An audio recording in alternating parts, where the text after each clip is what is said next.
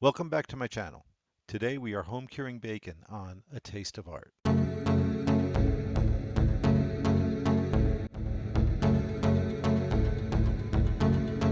Welcome back. Who does not like bacon? Not many people that I know. What can be better than a pound of bacon from your local grocery store? How about home cured bacon? If you take your time, follow the recipe, it's not hard to do.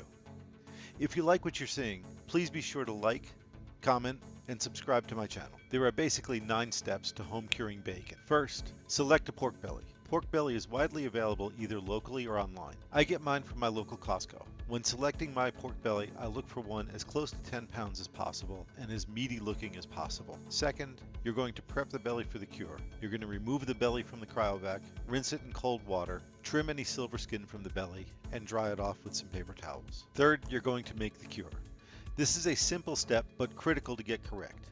I have left a link to an EQ calculator in the description below. Fourth, after applying the cure to the belly and placing that in a zip-top bag, you will need to refrigerate the pork belly in a cure for 7 to 14 days, flipping it daily.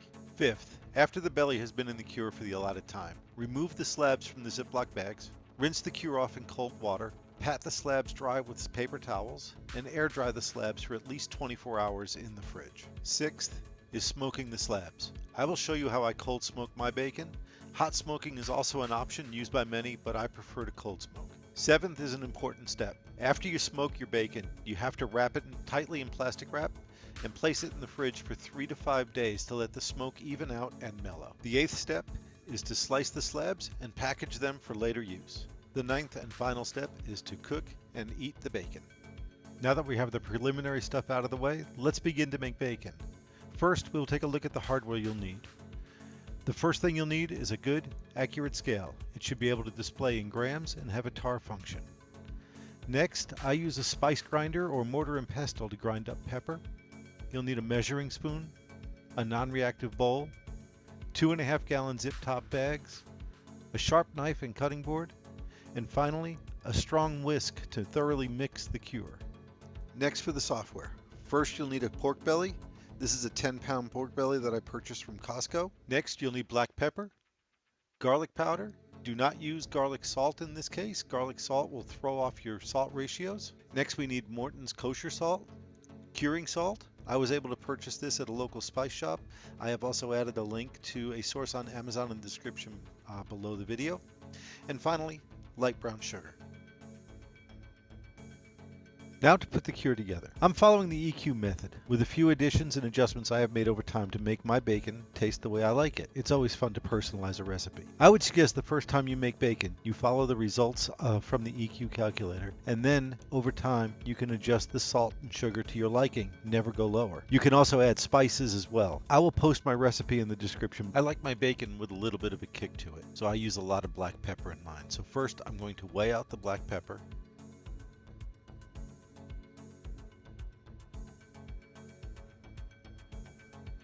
Next, I put the black pepper into the spice grinder. Give it a spin. I'm looking for a coarse grind. After returning the freshly ground pepper to the bowl, I then add the garlic powder.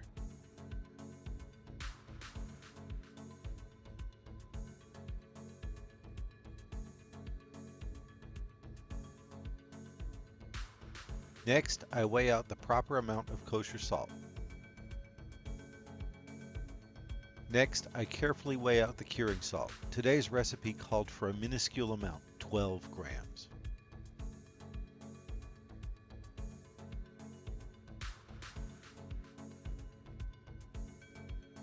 I complete my cure by adding brown sugar.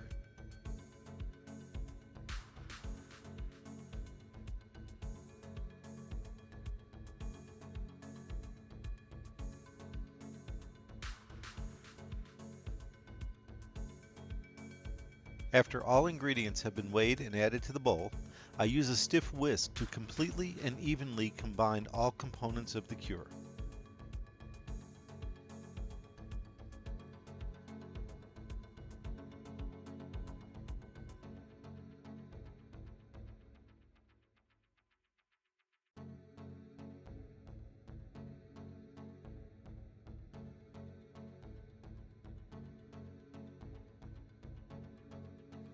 At long last, here is the pork belly removed from the plastic wrapper. I have also rinsed it under cold water and dried it with paper towels. It is now time to apply the cure. Be certain to evenly apply the cure to all surfaces of the belly. Okay, so I've applied the cure evenly over the whole belly. I've cut it in half and made sure I got the cut side with some more cure. So the next step is put them in a plastic bag, put them in the fridge, turn them daily, okay, just to make sure that the cure is going evenly throughout the meat. And in 7 to 14 days, the meat will go from something that's very soft to something with a little bit firmer, consistent feel to it. Once that is done, you can take them out of the cure and we'll come back at that point.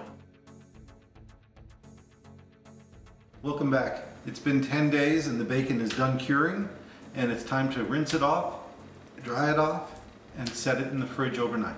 So now I'm going to remove them from the package and wash them under cold water.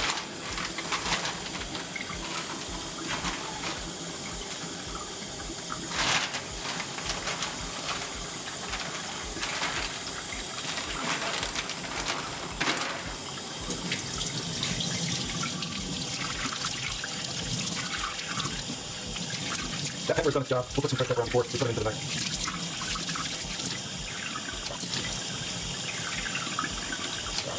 And now to get the second one cleaned up.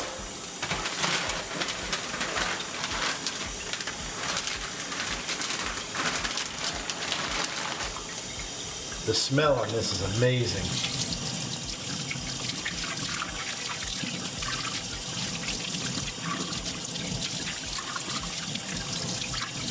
Okay, rinsed off well enough.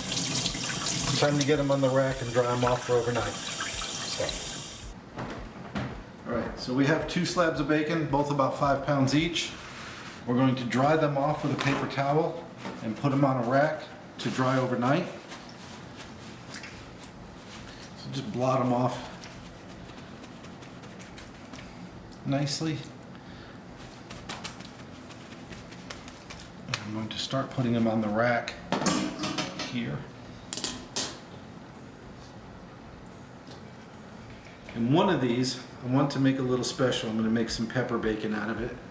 So we'll use the mortar and pestle to grind up some pepper really coarse for it. So we'll get that out in a second. But those are dry. Okay.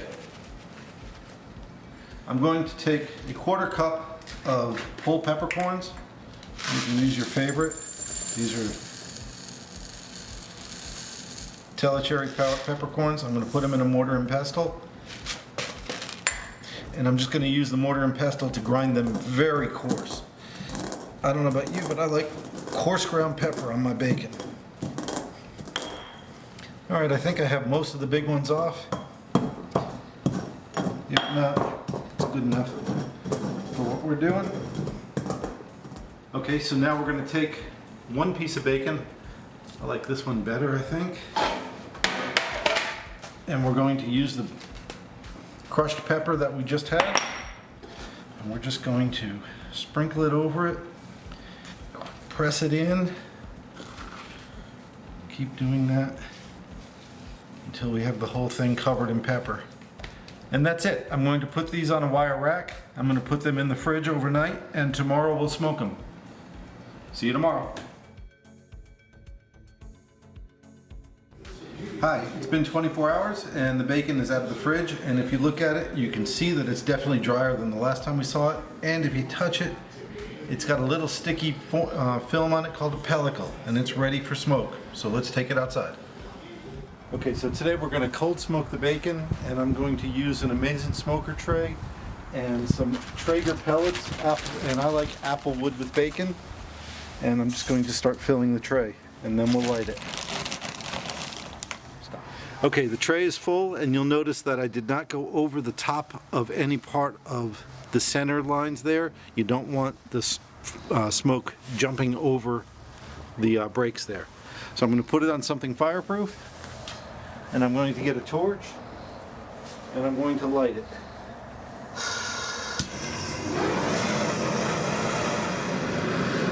As soon as you have a good ember, you can blow it out and let it continue smoking.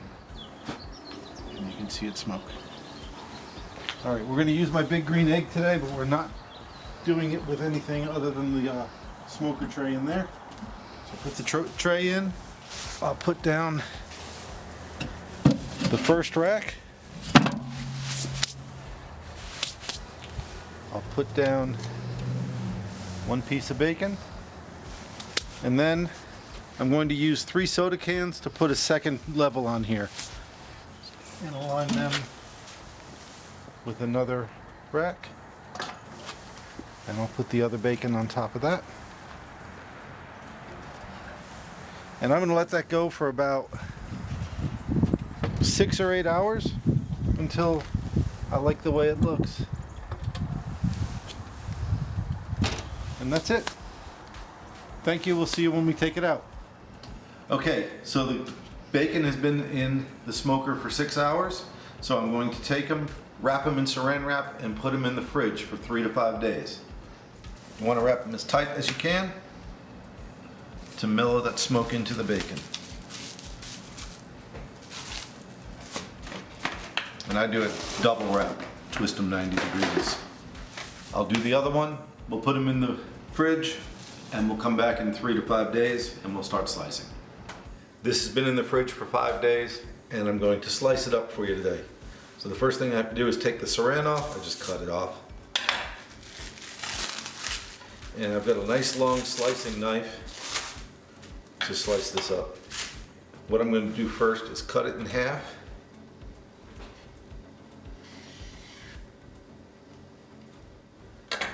Doesn't that look good? I'm going to square up this corner. Don't throw that out. That's good for making lardones to put in green beans or baked beans, or making bacon jam out of, which is another video.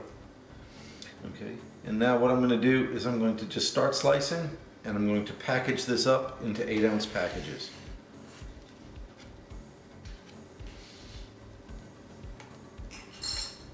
I like them a little thicker. I don't have a slicer, so I just use the slicing knife. And it works well. And look at that, nice bacon. 8.4 ounces, that's close enough. That's our first pack of bacon.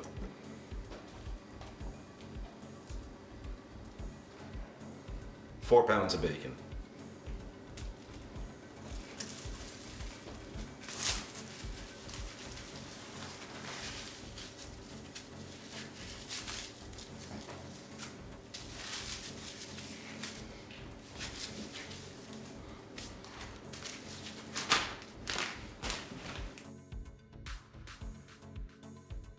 Okay, so we've finally come to the end. We've made our bacon, we've cured it, we've smoked it, we packaged it, we froze it, and now it's time to cook it. I like to cook mine in a frying pan over medium-low heat. It does take a little more time, but there's a lot of sugar in my bacon, and I don't want it to burn. So this is the pepper bacon. I'm gonna put it in here. I love having pepper bacon on burgers, or in a wedge salad, or on a BLT. The pepper bacon to me is the best. So we'll let this cook, and then we'll try it out.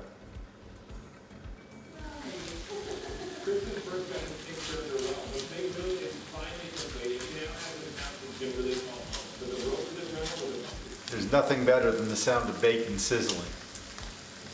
We're almost done cooking it. As soon as we're done, we'll give it a taste. Okay, the bacon's just about cooked. I'm going to take it off, put it on a paper towel, and let it cool off.